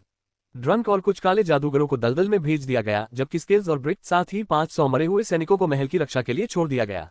फिर वे स्टोनी माउंटेन हवेली गए, जहां 3 मरे हुए जादूगरों गामा, शी और जी, साथ ही 200 मरे हुए योद्धाओं और 100 मरे हुए हथियारों को जागीर की रक्षा करने का आदेश दिया गया। ये हवेली बहुत महत्वपूर्ण स्थान थी क्योंकि यहीं पर वे नीली आंखों वाले खरगोशों का स्वागत करेंगे और लौरा का इंतजार करेंगे। झाओ को पूरा भरोसा था कि उन्हें लौरा का सहयोग मिल जाएगा। आखिरकार वे अच्छे संबंधों के साथ ही विदा हुए थे। जब वे विला से निकलकर हवेली पहुंचे तो दिन का समय था। गरान की सेना के विरुद्ध लड़ाई में कुल मिलाकर 2 घंटे से ज्यादा समय नहीं लगा था, लेकिन अंतरिक्ष में आराम करने और भोजन करने के बाद इसमें उससे ज्यादा समय लग गया। अब सुबह के 9 बज रहे थे। हवेली को एक काले कोहरे ने घेर रखा था जिससे अंदर कुछ भी दिखाई नहीं दे रहा था। इस बार यह काला कोहरा एज और पंच नाम के काले जादूगरों ने बनाया था। हालांकि झाओ अब खुद भी ऐसा कर सकता था, लेकिन कभी कभी उसे अंतरिक्ष में जाना या महल तक यात्रा करनी पड़ सकती थी, इसलिए काले कोहरे को बनाए रखने के लिए इन दोनों काले जादूगरों की जरूरत थी। पिछली बार स्किल्स और ब्रिक हवेली की रखवाली कर रहे थे, जबकि एज और पंच महल की रखवाली कर रहे थे। लेकिन झाओ ने उनकी तैनाती उलट दी। वह चाहता था कि वे दोनों जगहों से अच्छी तरह वाकिफ हो जाएं। इलाके को समझना उनके लिए अपनी पूरी युद्ध क्षमता दिखाने के लिए जरूरी था। हवेली की रखवाली कर रहे 2 काले जादूगरों और गामा को देखकर झाओ को बहुत तसल्ली मिली। जहां तक महल की बात है, सच कहूं तो झाओ को इसकी उतनी चिंता नहीं थी। ये ब्लैक वेस्ट के घने जंगलों में स्थित था और सड़े गले शवों से भरे दलदल के खतरे के कारण ज्यादातर लोग वहां नहीं जाते थे। साथ ही झाओ के पास पर्याप्त जगह थी जिससे वह कम से कम समय में वहां टेलीपोर्ट कर सकता था। सुरक्षा के इस इंतजाम के साथ झाओ को हवेली की तरह महल की चिंता करने की जरूरत नहीं थी। इसके विपरीत वह हवेली कहीं अधिक खतरनाक स्थिति में थी। वह कासा शहर के बेहद करीब थी। अगर वह शहर सेना भेजने का फैसला करता तो उन्हें स्टोनी माउंटेन की तलहटी तक पहुंचने में केवल 2 दिन लगते। झाओ के लिए यह एक बहुत बड़ा खतरा था। हालांकि वह लोगों को अपने सुरक्षित स्थान पर ला सकता था, फिर भी इससे हवेली की सुरक्षा नहीं हो पाती। उन्हें हवेली की ही आवश्यकता थी क्योंकि यह उनका घर था। बेशक अंतरिक्ष की उपलब्धता के कारण झाओ उन सैनिकों को आसानी से हरा सकता था, लेकिन वह अपनी शक्तियों को इतनी जल्दी प्रकट नहीं करना चाहता था। आखिर परसेल परिवार उन पर नजर रख रहा था। इससे भी महत्वपूर्ण बात यह थी कि वह रहस्यमय शक्ति भी उन्हें देख रही थी, जिससे झाओ बेचैन महसूस कर रहा था। ये कहा जा सकता है कि झाओ एक असुरक्षित व्यक्ति था। कल गारान के खिलाफ लड़ाई के बाद वह जानता था कि अब और भी अधिक लोग उन पर ध्यान देंगे, और जैसे ही वे लौरा के साथ व्यापार शुरू करेंगे, वे लोग इस बात पर ध्यान देंगे कि वे क्या खरीद रहे हैं, और वे किसी भी हालत में ब्लैक वेस्ट के महल से सामान नहीं खरीद पाएंगे। इसीलिए स्टोनी माउंटेन पर स्थित हवेली बुडा कबीले के लिए इतनी महत्वपूर्ण थी। बाहरी दुनिया से उनका एकमात्र संपर्क यहीं से होता था। यहीं से उन्हें जानकारी मिलती थी, सामान मिलता था या वे चीजें बेचते थे। ब्लैक वेस्ट में लेन देन करने की कोशिश करना व्यर्थ था। अगर बुडा कबीला ऐसा करने की हिम्मत करता तो परसेल कबीला बीच में आ जाता। इसीलिए हवेली विशेष रूप से महत्वपूर्ण थी। तो एकमात्र समस्या ये थी कि वे किसी को यह नहीं बता सकते थे कि बुडा वंश उस जागीर का मालिक है। अक्सू साम्राज्य के कुलीनों के बीच बुडा वंश को बिल्कुल वर्जित माना जाता था। वे नहीं चाहते थे कि बुडा वंश फिर से विद्रोह करे। अगर उन्हें कभी भी बुडा वंश की गतिविधियों का पता चल जाता तो वे कुलीन उसे दबाने के लिए हर संभव प्रयास करते। झाओ को बुडा वंश को सुरक्षित रखने का पूरा भरोसा नहीं था। लेकिन जब तक वे खुद को बुडा कबीले के रूप में प्रकट नहीं करते, अपनी वर्तमान पहचान के साथ कोई भी उनसे उलझना नहीं चाहेगा। ऐसा इसलिए था क्योंकि अब वे एक काले जादूगर के रूप में जाने जाते थे। कोई भी काले जादूगर को उकसाने की हिम्मत नहीं करता था। महाद्वीप में जब भी लोग काले जादूगरों का जिक्र करते थे तो उनके दिमाग में जहरीले सांप भी आ जाते थे। वो सांप काट लेगा, और अगर जहर से जान भी न जाए तो कम से कम अपाहिज तो हो ही जाएंगे। इससे भी ज्यादा जरूरी बात यह है कि अगर आप सांप को मार भी दें तो भी उसका कोई फायदा नहीं होगा अगर उसका जहर पहले से ही आपके शरीर में फैल चुका हो। कोई भी जहरीले सांप से पंगा नहीं लेना चाहता, ठीक वैसे ही जैसे कोई भी काले जादूगर से पंगा नहीं लेना चाहता। विशेषकर एक ऐसा काला जादूगर जिसने गारन और उसकी सेना को परास्त कर दिया था। इस बार गारन को भारी नुकसान उठाना पड़ा। वह 8वें स्तर का प्रकाश जादूगर था, जिसके साथ 2 7वें स्तर के पृथ्वी जादूगर, 3 उन्नत स्तर के योद्धा, 100 हत्यारे और 300 भाड़े के सैनिक थे। फिर भी वह पराजित हो गया। ये सेना एक छोटे कबीले की ताकत के बराबर थी। गारन की पराजय झाओ नामक काले जादूगर को हराने की कोशिश करने वाले किसी भी व्यक्ति के लिए एक शक्तिशाली निवारक की तरह थी। इस समय झाओ हवेली के प्रांगण में जिंगलो के पेड़ के पास खड़ा था। उसने आह भरी और ऊपर देखा, लेकिन अंधेरे की चादर ने दिन के उजाले को ढक लिया था। वह उदास महसूस कर रहा था। उसे सच में लड़ना पसंद नहीं था, बल्कि वह एक सुरक्षित और सुखमय जीवन चाहता था। मेघ झाओ के बगल में खड़ी थी, और जब उसने झाओ की आह सुनी तो वह उत्सुकता से सोचने लगी, गुरुजी, आप आंख क्यों भर रहे हैं? झाओ ने पीछे मुड़कर उस स्त्री को देखा जो किसी बच्चे की तरह प्यारी थी। उसके हाथों में गारन की लौह पुस्तक थी जो झाओ ने उसे दी थी। उसे इस पुस्तक की आवश्यकता नहीं थी क्योंकि अंतरिक्ष ने पहले ही इसका विश्लेषण कर लिया था, और अब वह अपनी छड़ी के साथ इसकी शक्ति का उपयोग कर सकता था। इसके अलावा मेघ को यह पुस्तक बहुत प्रिय थी। वह रात को सोते समय भी इसे अपने पास रखती थी। झाओ ने उदास मुस्कान दी। मेघ, इतने सारे लोग लड़ना क्यों पसंद करते हैं? मैं लड़ना नहीं चाहती। मुझे पता है कि कुछ लोग अपने और अपने आसपास के लोगों के लिए बेहतर जीवन बनाने के लिए लड़ते हैं, लेकिन वे मुझे उनसे लड़ने के लिए क्यों मजबूर करते हैं? मेघ ने झाओ की ओर देखा। शरीर तो वही था, लेकिन उसमें अतीत के आदम की कोई झलक नहीं थी। अतीत में आदम अज्ञानी, लालची और वासना से भरा हुआ था। वह कभी भी ये डरपोक शब्द नहीं बोलता था। लेकिन अब झाओ सामने था, जो नेक स्वभाव का और जिम्मेदार था, लेकिन भावुक भी था। ये दोनों व्यक्तित्व बिल्कुल अलग थे। हालांकि नेक को मूल एडम की तुलना में ये झाओ ज्यादा पसंद था। गुरुजी, भले ही आप लड़ना न चाहें, दूसरे आपसे लड़ने आ जाएंगे। अगर आपके पास कोई ऐसी चीज है जो उन्हें रुचिकर लगती है या आप उनके लिए बाधा हैं, तो वे आपको गिराने में जरा भी संकोच नहीं करेंगे। उनकी नजर में हम सड़क किनारे उगने वाले खरपतवार के समान हैं। जब तक कोई चीज उन्हें रुचिकर लगती है, उसे पाने के लिए वे कुछ भी कर सकते हैं। झाओ ने आकाश की ओर देखा और बुदबुदाया, हित। हाँ, हित। अंततः अगर उन्हें इसमें अपना हित लगता है तो वे कुछ भी करने की हिम्मत करेंगे। ये सचमुच एक परेशान करने वाली दुनिया है। उसने उदास होकर हंस दिया। मेघ को समझ नहीं आ रहा था कि क्या कहे, लेकिन उसका दिल आहें भर रहा था। ये दुनिया। उन दोनों को अचानक कदमों की आहट सुनाई दी। अनुवादक के नोट्स। इस अध्याय का अनुवाद ट्रंग ने किया है और तीनों वन फैन ने संपादित किया है। यदि आपको कुछ भी गलत लगे तो कृपया टिप्पणी करें। अध्याय 109। शॉन। झाओ और मेघ ने पीछे मुड़कर देखा। वह हरा था। ग्रीन ने अपना कवच पहन लिया था। दूसरों के लिए शरीर पर कवच पहनना बोझिल हो सकता है, लेकिन ग्रीन को इससे कोई फर्क नहीं पड़ा। उसके कदम सामान्य थे और मानो अलौकिक प्रतीत हो रहे थे। अंतरिक्ष के लाभों के कारण ग्रीन की शक्ति 8वें स्तर तक पहुंच गई थी। वह 9वें स्तर का योद्धा बनने के अवसर की प्रतीक्षा कर रहा था। तब वह दुनिया के कुछ सबसे शक्तिशाली लोगों में शामिल हो जाएगा। प्रत्येक बड़े कबीले को एक अत्यंत शक्तिशाली विशेषज्ञ की आवश्यकता होती थी, अन्यथा उस कबीले के लिए निगल लिए जाने के दुर्भाग्य से बचने का कोई रास्ता नहीं होता। बुरा कबीला इसका एक उदाहरण था। हालांकि ग्रीन और मेरिन 8वें स्तर के बेहद कुशल विशेषज्ञ थे, लेकिन 9वें स्तर के मुकाबले उनकी शक्ति कुछ भी नहीं थी। इन दोनों के साथ बुढ़ा वंश को बहुत शक्तिशाली माना जा सकता था, लेकिन अजेय नहीं। फिर भी, हालांकि वे बुढ़ा वंश के निर्वासन को रोकने में सक्षम नहीं थे, लेकिन अपनी शक्ति से वे कुलीनों को बुढ़ा वंश को पूरी तरह से नष्ट करने के प्रयास से रोकने में सफल रहे। जब झाओ ने ग्रीन को आते देखा तो उसने पूछा, दादाजी ग्रीन, क्या समय हो गया है? वे माँ की कंपनी से किसी के आने का इंतजार कर रहे थे ताकि ग्रीन द्वारा खरीदे गए खरगोश उन्हें भेज सके। इसीलिए झाओ ने ये सवाल पूछा था।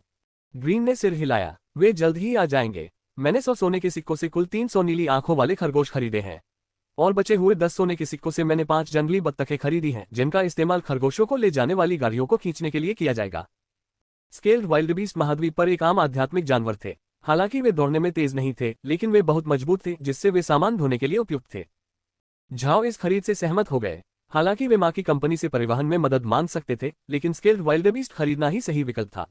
एक बार जब वे उन्हें उस स्थान पर ले आएंगे तो स्केल्ड वाइल्डबीस्ट प्रजनन करेंगे, जिससे आय का एक और स्रोत बन जाएगा। दादाजी ग्रीन, याद रखना कि उन्हें गाड़ियां विला तक न ले जाने देना, वरना उन पर मरे हुए लोगों का हमला हो जाएगा, झाओ ने कहा। ग्रीन ने सिर हिलाया। ठीक है, मैं इंतजाम कर लेता हूँ। उसे जाओ द्वारा उन रथों को रोकने के लिए मरे हुओं का इस्तेमाल करने पर कोई आपत्ति नहीं थी। आखिरकार जाओ सिर्फ एक काला जादूगर होने का दिखावा नहीं कर रहा था, बल्कि एक ऐसा जादूगर था जो काला जादू करता था। अगर वह अपने मरे हुओं का इस्तेमाल नहीं करता तो ये सामान्य बात नहीं होती।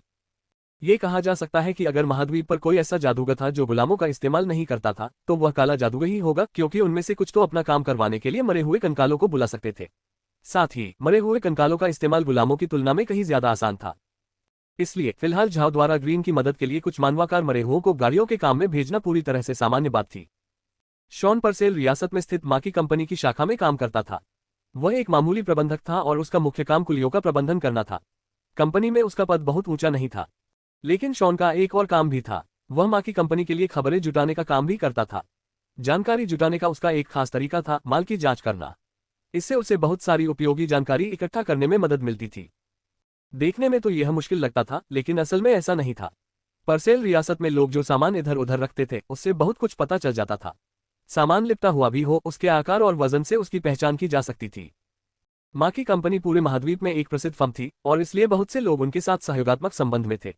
उनमें से एक शॉन था, जिस पर उसके मामूली काम के कारण किसी ने ध्यान नहीं दिया। किसी को शक नहीं था कि वह जानकारी इकट्ठा कर रहा है, जिसमें से कुछ काफी उपयोगी थी। शॉन समेत महाद्वीप पर किसी ने भी झाओ नाम के काले जादूगर के बारे में पहले कभी नहीं सुना था, लेकिन हाल ही में वह परसेल रियासत में घर घर में जाना पहचाना नाम बन गया। यहाँ तक कि भिखारी भी उसे जानते थे। शॉन को अब तक बस इतना ही पता चल पाया है कि झाओ के पास माँ की कंपनी का वीआईपी स्वर्ण पदक है, जिस पर बाना का चिन्ह बना हुआ है। इसका मतलब ये हो सकता है कि झाओ द्वारा लौरा को बचाने की अफवाहें सच हो। इसी वजह से वह झाओ पर विशेष ध्यान देना चाहता था। जब ग्रीन सामान खरीदने आया तो शॉन तुरंत माँ की कंपनी गया और उसे नीली आंखों वाले खरगोशों को गाड़ियों पर लादने और उन्हें स्टोनी माउंटेन तक ले जाने का काम सौंप दिया। शॉन ग्रीन की मदद करने के लिए बहुत उत्सुक था और उसे खुश करने के तरीके ढूंढ रहा था।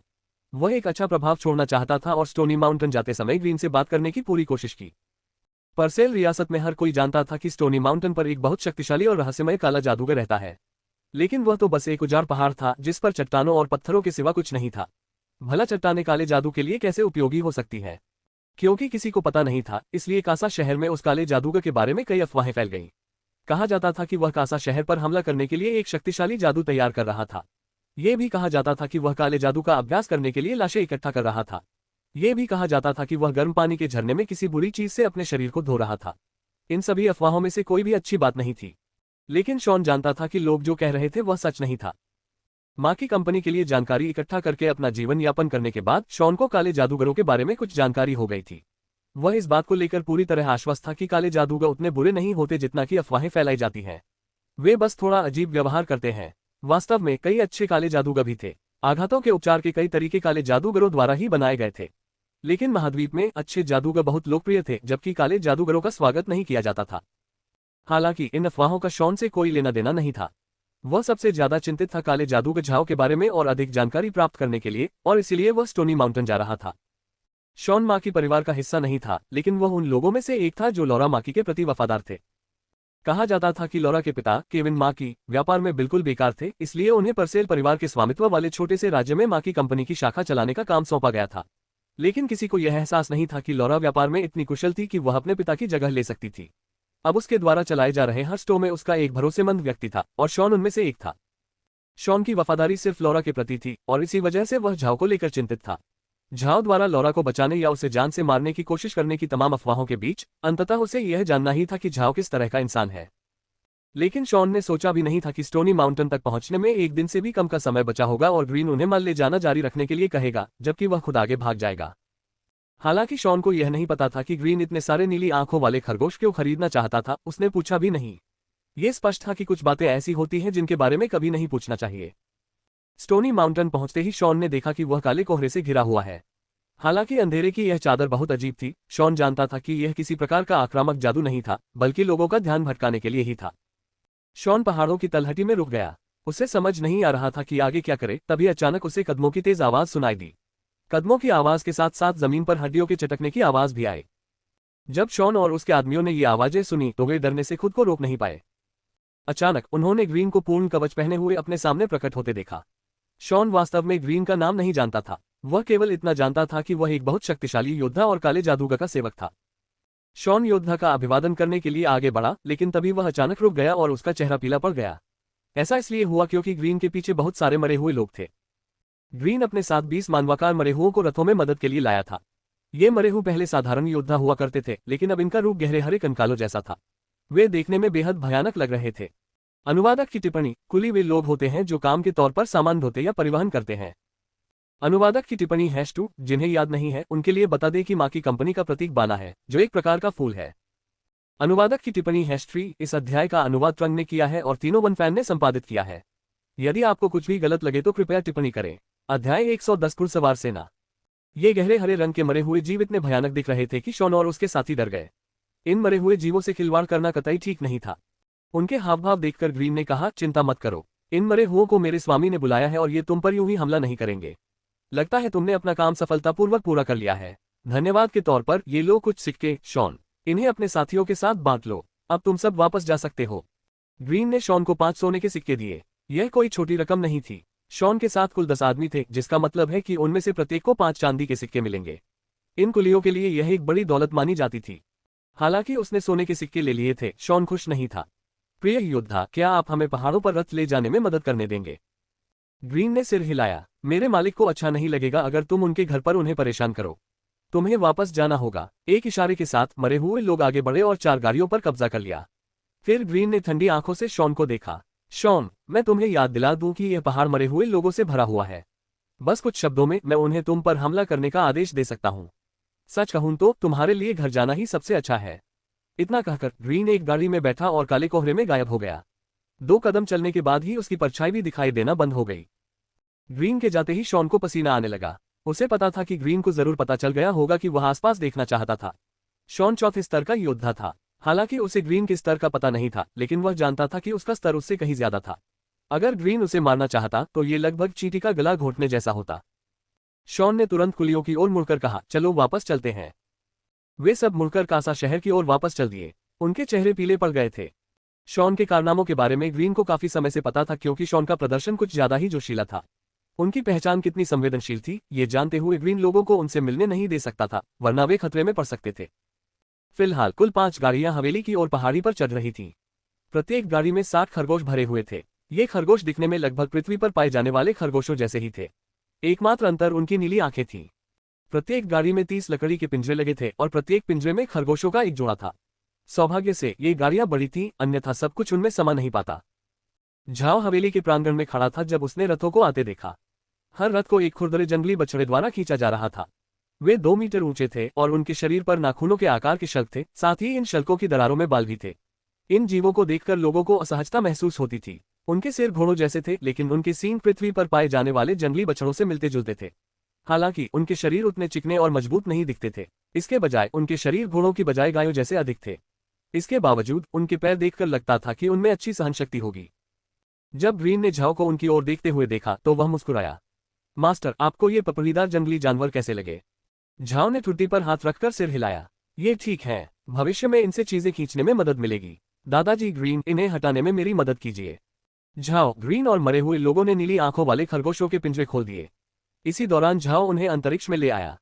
नीली आंखों वाले खरगोशों के अंतरिक्ष में पहुंचते ही तुरंत एक आवाज आए और बोली, नए जानवर की खोज।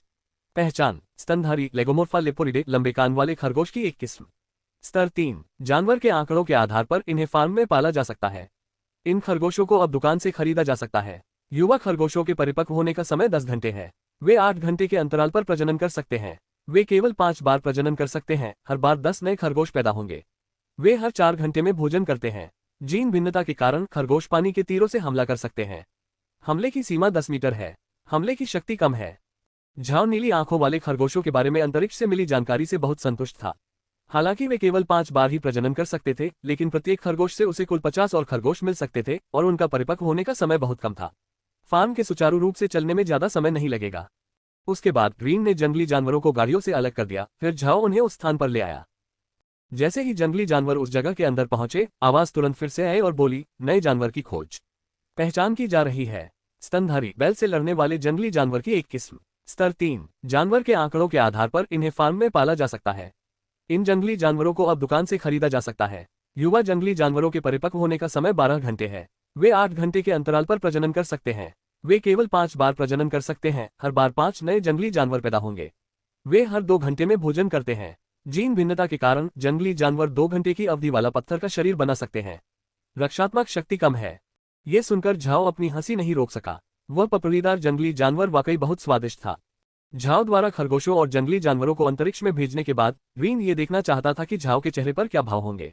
झाओ को प्रसन्न देखकर ग्रीन को राहत मिली। गुरुजी, क्या हम अंतरिक्ष में जाकर जंगली जानवरों और खरगोशों को देख सकते हैं? झाओ ने मुड़कर ग्रीन की ओर देखा और पाया कि ग्रीन को इसकी कितनी बेसब्री से प्रतीक्षा थी। वह मुस्कुराया और बोला, चलो देखते हैं। जाहिर है उन्हें मेघ को भी साथ लाना पड़ा क्योंकि हवेली में केवल झाओ, ग्रीन और मेघ ही थे। ब्लॉकहेड, रॉकहेड, मेरिन और गुलाम महल में थे जहां उन्हें कई काम करने थे। झाओ ग्रीन और मेघ को सीधे स्पेशियल रेंच में ले आया। अंदर आते ही वे एक पल के लिए स्तब्ध रह गए। रेंच का चारागाह सचमुच बहुत बड़ा और खुला मैदान था। 300 नीली आंखों वाले खरगोश इधर उधर घूम रहे थे और हालांकि वे पृथ्वी पर मौजूद खरगोशों से थोड़े बड़े थे, फिर भी इतने छोटे थे कि घास उन्हें देखने से रोक रही थी। झाओ यह नहीं भूला था कि इन नीली आंखों वाले खरगोशों और जंगली जानवरों को भोजन की आवश्यकता है। वो कुछ मूली के पत्ते लाया जो उस स्थान पर स्वतः ही घास में बदल गए जिसे ये खरगोश और जंगली जानवर खाते हैं। जब ग्रीन ने चारों ओर इतने सारे खरगोश और इधर उधर दौड़ते जंगली बछड़े देखे तो वह झाओ को देखकर मुस्कुराए बिना नहीं रह सका। गुरुजी, क्या ये ठीक है? इन सब पर ध्यान देना मुश्किल होगा। झाओ हल्के से मुस्कुराया। जरा इसे देखो। सोचते ही उसने एक बांसुरी निकाली जो उसके स्थानिक फार्म के औजारों में से एक थी। बांसुरी से एक धुन निकली और अचानक सारे जानवर दौड़कर झाओ के सामने कतार में खड़े हो गए। ग्रीन और मेघ ये सब देखकर दंग रह गए। उन्हें कभी उम्मीद नहीं थी कि इस जगह का ऐसा कोई उपयोग भी हो सकता है। थोड़ी देर बाद झाओ